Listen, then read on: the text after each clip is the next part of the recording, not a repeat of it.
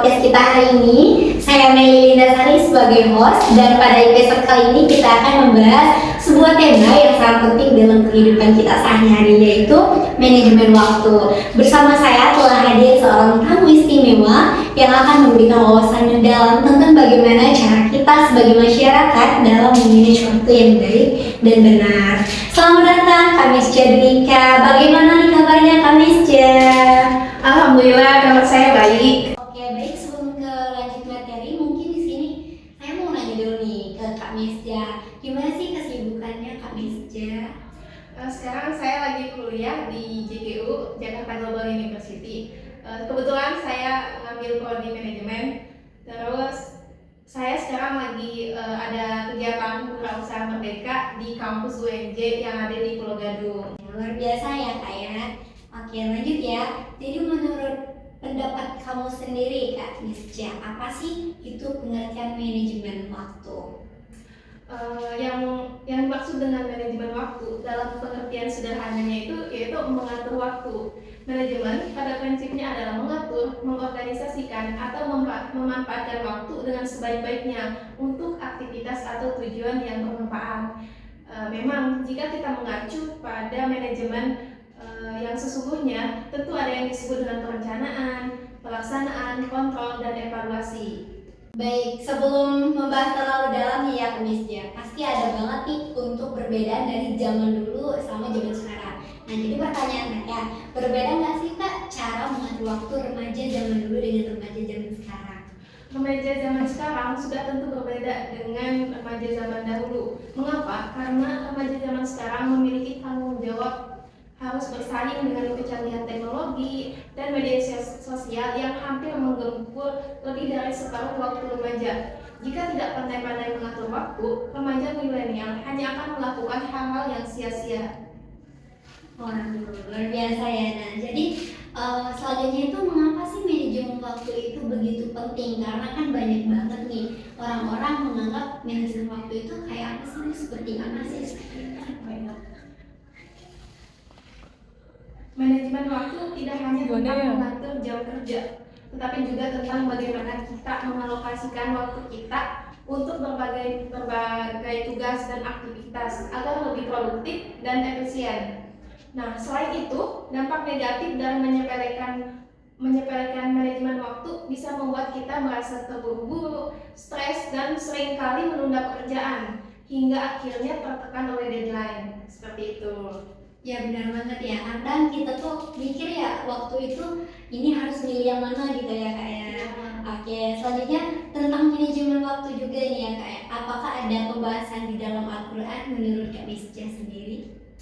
Pertama, yang harus kita garis bawahi adalah bahwa Islam sangat menghargai waktu karena waktu itu sangat bernilai. Dalam Al-Quran, Allah Subhanahu wa Ta'ala telah berfirman dalam surat Al-Asr, surah ke-103 juz 30 yang berbunyi wal 'ashr innal insana lafi khusr illa allazina amanu wa 'amilus sholihat wa tawassaw bil haqqi wa tawassaw bis sabr, dengan yang artinya demi masa sesungguhnya manusia benar-benar dalam kerugian kecuali orang-orang yang beriman dan beramal soleh. Beramal soleh itu seperti mengerjakan kebajikan, saling berwasiat dengan kebenaran, dan saling berwasiat dengan kesabaran. Masya Allah, luar biasa banget ya Kak ya. Ternyata di manajemen waktu tuh ada juga yang namanya tentang keislaman juga ya Kak ya. Baik, selanjutnya ini bisa nih Kak Misja dijelaskan lagi nih mengapa sih Allah sampai bersumpah atas nama waktu?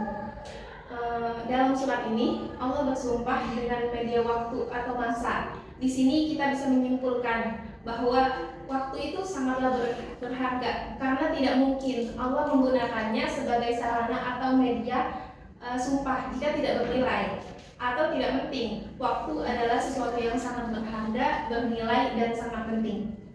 Oke, jadi nih ya Kak, selain dalam Al-Quran, apakah ada pepatah atau kata-kata mutiara yang menyebutkan betapa pentingnya waktu begitu? Di dalam kata-kata mutiara ada satu kata-kata mutiara, yaitu al-waktu asmanu minaz zahabi. Yang artinya waktu itu lebih berharga daripada emas. Pepatah ini lebih merupakan perumpamaan tentang betapa pentingnya waktu, karena waktu selalu berjalan tanpa kompromi dan waktu yang telah berlalu tidak akan pernah kembali lagi. Jika kita tidak menggunakan waktu dalam pengertian berbagi kesempatan seperti peluang untuk sukses dan berprestasi, bisa jadi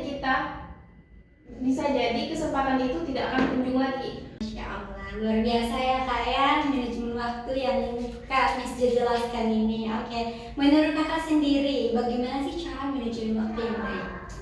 Cara manajemen waktu yang baik itu ada 4. Yang pertama ada analisis tugas. Jadi kita meluangkan waktu untuk mengevaluasi setiap tugas berdasarkan tingkat kepentingannya. Yang kedua ada fokus pada hal yang utama. Jadi kita harus fokus dulu nih hal yang utama atau hal yang lebih prioritas.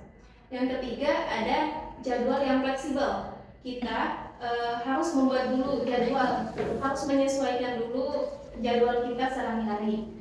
Yang keempat adalah tetap disiplin. Disiplin itu hal yang sangat penting karena untuk memanajemen waktu kita harus disiplin untuk memanajemennya. Ya benar banget, harus disiplin banget ya Kak dalam memanage waktu untuk mendapatkan hasil yang lebih fleksibel. Oke, dalam memanajemen waktu ada nggak sih Kak teknik atau tips gitu?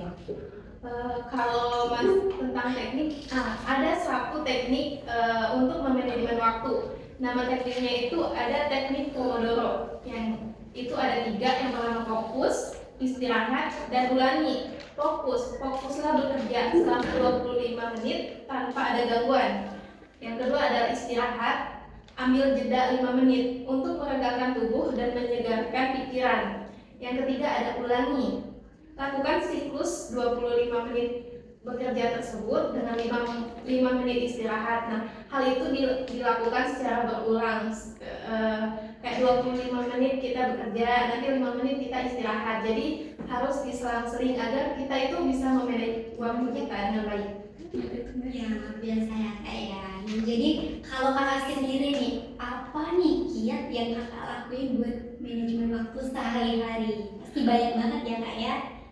Kalau saya sendiri untuk memanage waktu dalam kehidupan itu lebih ke misalkan kan saya sekarang lagi kuliah. Nah, misalkan kita kuliah itu kayak ada tugas kuliah.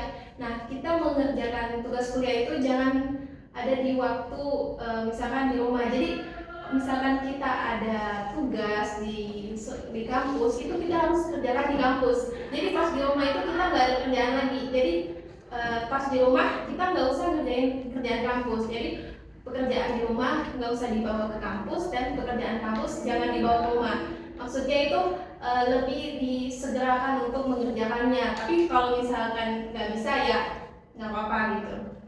Iya benar banget sih, biar nggak terburu-buru ya ngerjainnya sampai di rumah nanti gitu ya. Oke, melalui manajemen waktu yang baik nih kan, kita dapat meraih banyak manfaat ya, mulai dari peningkatan produktivitas, kualitas kerja yang lebih baik, hingga kualitas hidup yang seimbang antara pekerjaan dan kehidupan pribadi.